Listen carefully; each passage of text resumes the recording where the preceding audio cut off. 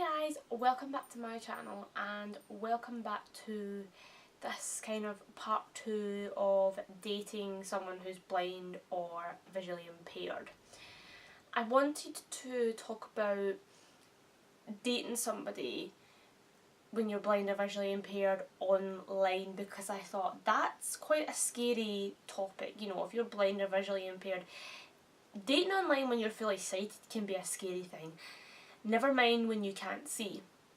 And I thought there's probably not a lot of people out there that have experience. And I also thought more often than not a lot of blind and visually impaired people might probably meet online, and I just thought it was a good video to do. I'm not going to call it like tips or tricks because I wouldn't have a lot of tips or tricks, so I'm just going to talk about my experiences, and then as I go along I'll say I found this helpful or I don't find this helpful. So it is very much my experience, disclaimer. Anything I say in this video is my own opinions and my own experience. If you've had different experiences or different opinions, that's cool too, but this is kind of like a story time slash this is how I do kind of video.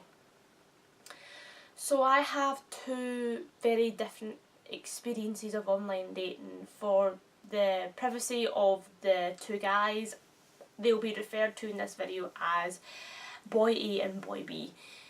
You'll know who one of them is, but still I'm not going to say names. So Boy A, I met him online without trying to. A lot of relationships, when you look for a relationship online, you usually go to places like eHarmony and things like that. For Boy A, that wasn't the case with me. It was pretty much accidental. I met him on a game and the relationship was very much online for the first 3 months, and it worked out really well for me. Because, you know, when you're visually impaired, again, this has got nothing to do with being blind or visually impaired, this is just my personal preference. I preferred having a boyfriend online for the first 3 months and getting to know him strictly online and not in person, because it took the pressure off touchy-feely stuff, and I actually got to know him as a person first, and then when I did meet him in person I felt a bit more comfortable because I knew him inside out, and that was all that there was left to explore. So Boy A my experience with Boy A was very different from Boy B. Boy A was not a conventional online dating relationship scenario. Boy B was in fact that traditional relationship dating scenario. I met Boy B on Tinder because yes, I was going out of my way to find somebody. Again, my experience, when you're visually impaired or blind,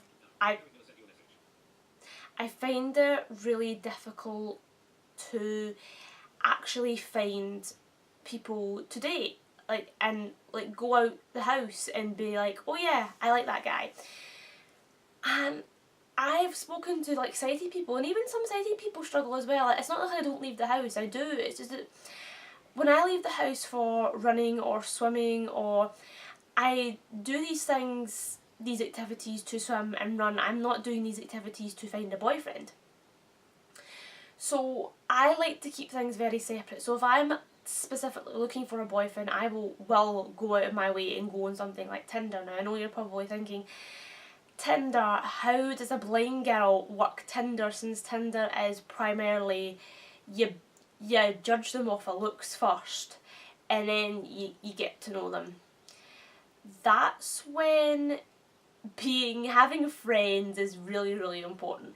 I do think it's a great game if you're over at your friend's house and you're bored and you've all got cocktails, you know, just whip out Tinder. And you know, if you're really close to your friends and your friends aren't gonna take the rip out of you, then you know it's fun, you know, go for it.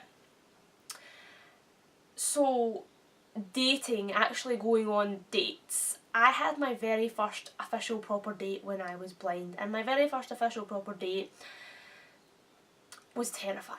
Absolutely terrifying. The good thing about being blind or visually impaired is it's a beacon to getting rid of the nasty boys.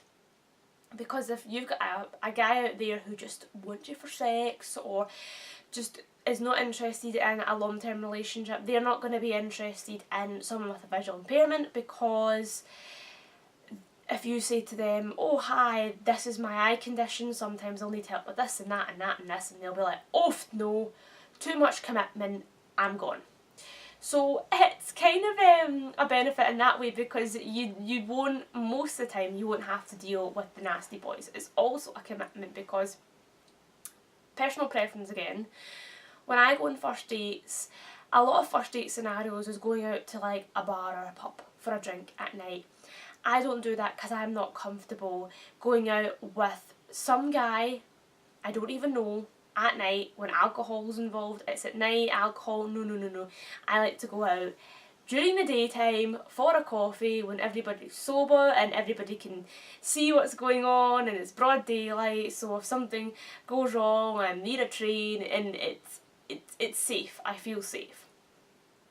So if a date's going well, or you're talking to a guy online and he asks you out for a drink and you're not comfortable with that situation and you want to change it, if he's really the guy for you and you say, hey, can we actually do this, he won't mind. But again, if he's like, nah, I only want to go out for drinks, then you know straight away, nope, boy just wants to get drunk. So again, it's really good because already you're giving him like tests without trying to test him, if that makes sense. Make sure that you quite clearly have on your profile that you have a visual impairment. Like, don't hide it. Like, be really, really open about it, because I think it's unfair to the guy or girl that you're not letting them know. Can you imagine that, you know, they come and see you on a date with a cane and they get like a massive shock, but they don't want to be like, oh my goodness, she's blind, because then they're the bad guys, because it's like, oh, I never knew, I can't believe she's disabled. And if they went and told a friend, they would be the horrible judgmental person, because it's like, oh, I never knew. Like, it's just common courtesy, like, you know, just warn them, be nice, don't give them a fright. Also, if you have that in your profile and they're fine with that, when you start talking to them, just bring it up again, because some people do not read profiles thoroughly, so you will think, oh, it's on my profile, I don't need to be like, by the way, I'm blind. Just again, make sure that they know that. Make sure that they know 100% that you're blind before you go on that first date, so that there's no horrible, nasty surprises for him, for her, for you, whoever. And then there's no awkward moments either. You know, you tell him or her what you need, and if they're going to be the one for you, then they'll be totally 100% okay with that.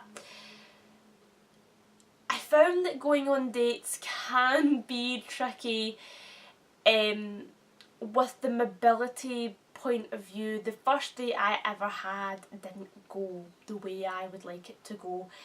Unfortunately, some blind people, I'm very close with my family because I can't hide these things from my family, because they drive me everywhere, or I depend heavily on them, so that's why I don't hide these things.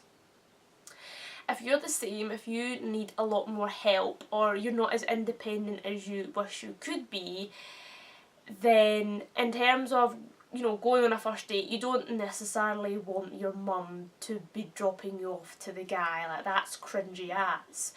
So the best advice I can give is, if you're meeting up with a guy at 2 o'clock, make sure you get there really early, even if it's half an hour early, so your mum or your dad, whoever, can get you into the establishment and sit you down, so you're sitting in there and waiting. It also gives you time to yourself to get to grips with your environment as well. Maybe your mum or whoever it is can quickly tell you what's around you before they leave, just in case the person you're with description skills are rather lacking. And again, I found a couple of guys I've been on a date with have been really stinking early as well. If you're worried that being there half an hour early and the guy's going to be there half an hour early, just give him a message and just say, hey, I kind of want to really be there before you're there, because I kind of want to be familiar with my surroundings before you come. So I'm going to be there a bit early, but can I ask that you're not there? Because that was my plan for my first date, but unfortunately the stinking guy decided he was doing errands and he was going to be there half an hour early, and I'm like, oh well, great, this is not going to plan. So yeah, just say to the guy, just say, hey, can I be there first? Please. Pretty please, with a cherry on top.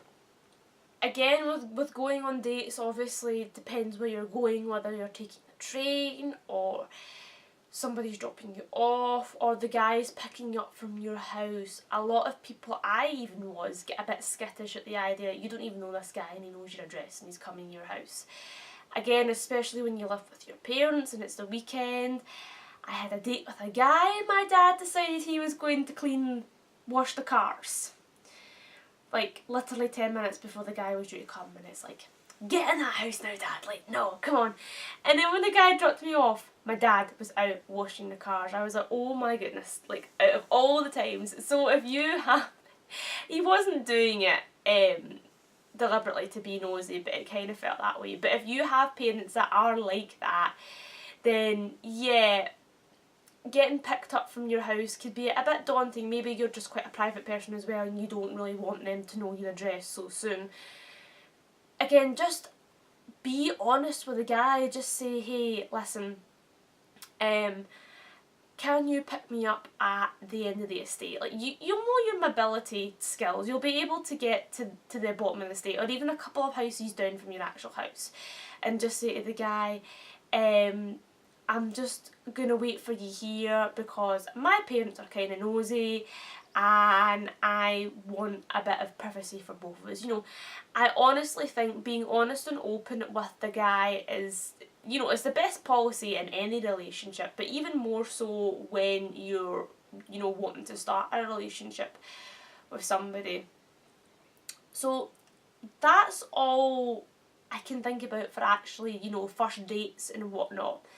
I did latterly think about when you're actually in a relationship with the guy, you know, when it comes to the touchy-feely stuff, but I don't want to touch on that right now because I don't want this video to be like 30 minutes long, because I could talk for another 10 minutes about the touchy-feely stuff. So if you're interested in, you know, you've been out with a guy on a couple of dates and you want to initiate the first kiss or a hug, but you don't know how to do it because you can't see body language. If you're interested in how I overcame that hurdle, then let me know and I will do a third part to this video. So I hope this video was insightful for anyone who is blind or visually impaired and wants to start dating for the first time and is a bit unsure. It is just about your gut and common sense and just talking to the guy. It's very overwhelming when you first start, but it's kind of like writing an essay in university. When you first start, you've got all these ideas in your head and they're flying around everywhere and you feel really, really stressed, but once you have all the information gathered and you have a plan, everything looks a lot more structured and you feel a lot more relaxed. If there's anything about dating that I haven't addressed and you want to know, then feel free to drop a little comment down below. I will not disable comments on this video like I was going to, because I want you guys to ask me any questions if you're stuck. I hope you guys are having an awesome day and I will talk to you in another video. Bye guys!